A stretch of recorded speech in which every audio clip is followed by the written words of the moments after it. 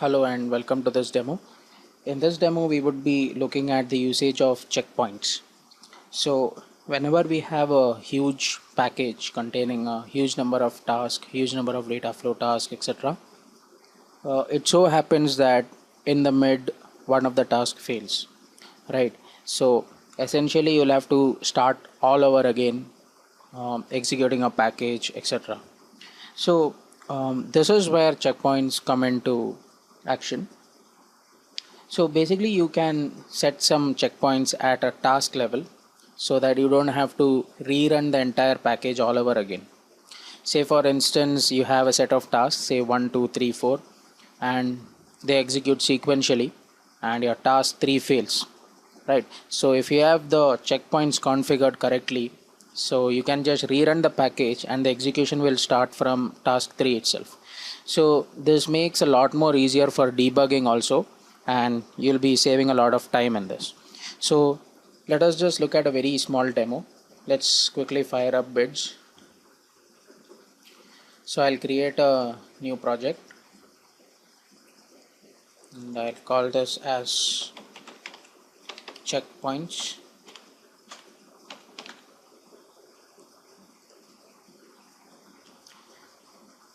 So what we would be doing essentially is we'll execute two SQL statements one after the other. In the first case, both of them will succeed, and we will also configure some checkpoints.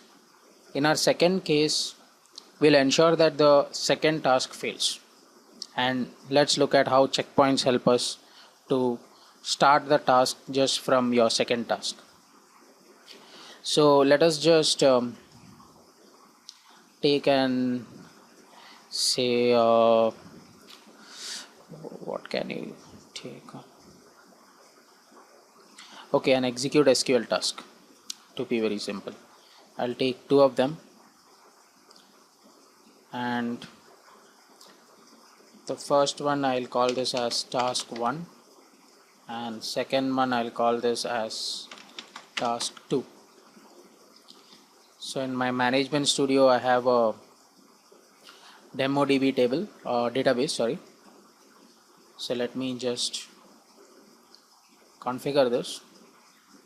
So what I'm going to do is I'll create a new connection and I'll point it to my demo DB database, and I'll write a small SQL statement to create a table. So create table, say I'll call the first table as 1 and have a column called call1,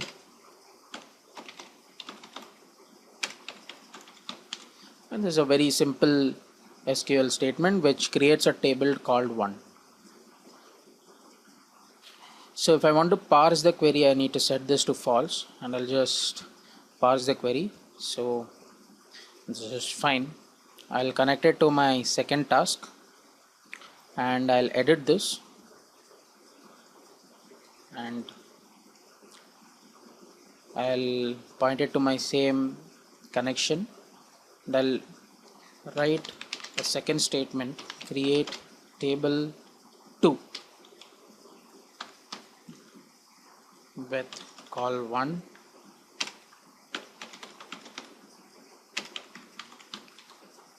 So I'll test this query by setting this to false.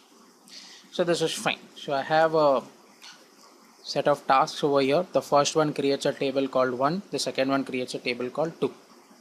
So essentially in your first run this should succeed since there is no table that is created in the database. So before that, what we will do is we'll just look at the properties for this package. So in this you'll find a section for configuring your checkpoints. So here you'll be giving your checkpoint file name. So I'll just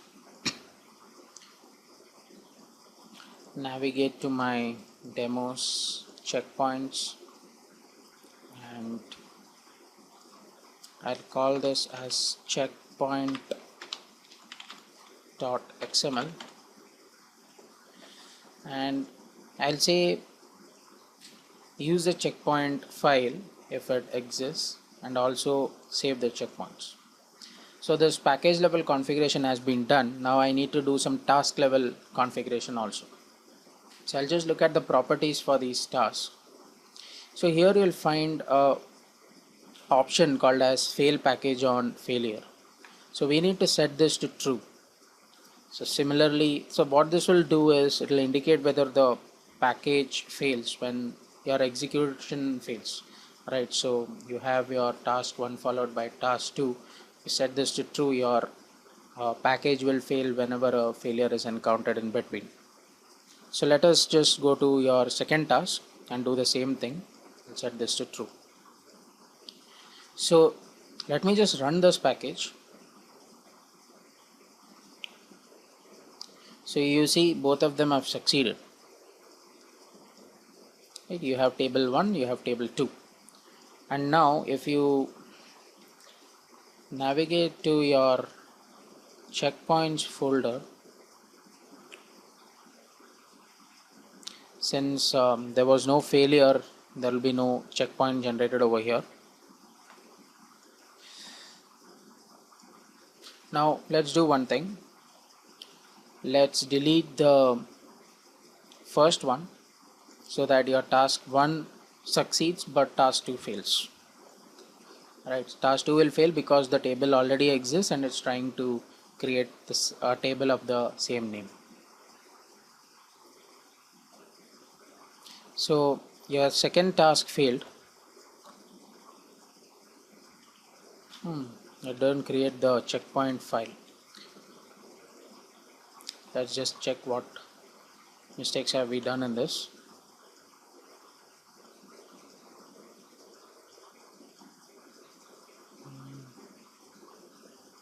Oh, I'm looking at the wrong place, I think.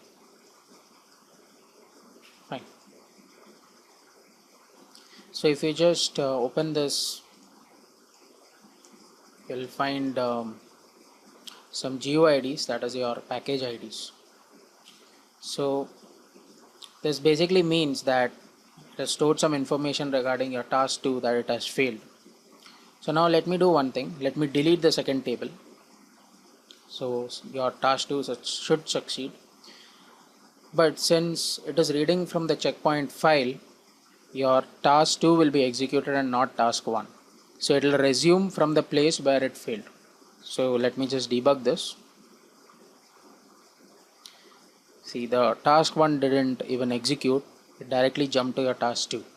So if you see your table, you'll have the table created over here. So it's that much simple to use checkpoints. So only thing you'll need to consider is that checkpoints are set at task levels and not at package levels itself.